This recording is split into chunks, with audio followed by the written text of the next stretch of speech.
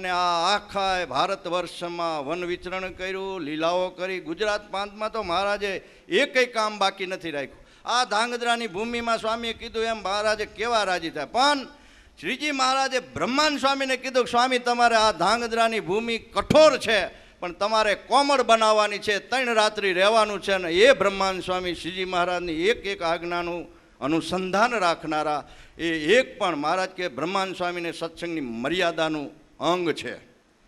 તો આવા બ્રહ્માંડ સ્વામી એ રામમોલમાં 3 રાત્રિ રહ્યા. લ્યો, કસોટીમાં પાર થયા, શ્રીજી મહારાજ રાજી થયા.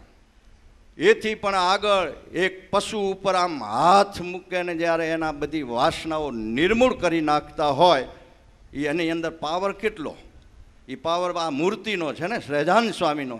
આજે સારા એ બ્રહ્માંડમાં સહેજાન સ્વામીની મૂર્તિ આપણે દર્શન કરીએ છીએ. 3 છોગલા છે, 3 છોગલાની પાગ ધરતલ. પણ આજે એક જ જગ્યાએ એવી દેખાય છે કે 4 છોગલાની પાગ જો મહારાજે ધારણ કરી હોય તો આ ધાંગધ્રાની આ દિવ્ય એવા મંદિરની અંદર 4 છોગલાને ધારી રહેલા અને એવા બ્રહ્માંડ સ્વામીની પરંપરાના હરિનારાયણ સ્વામી જ્યારે અહીંયા હોય અને જ્યારે બનાવ બનતો હોય મૂળીમાં, ત્યારે મહારાજને આ સમાચાર મળે ને મહારાજની હારે વાત કરે ત્યારે મહારાજ એમ કે સ્વામી તમે ચિંતા છોડો બધી.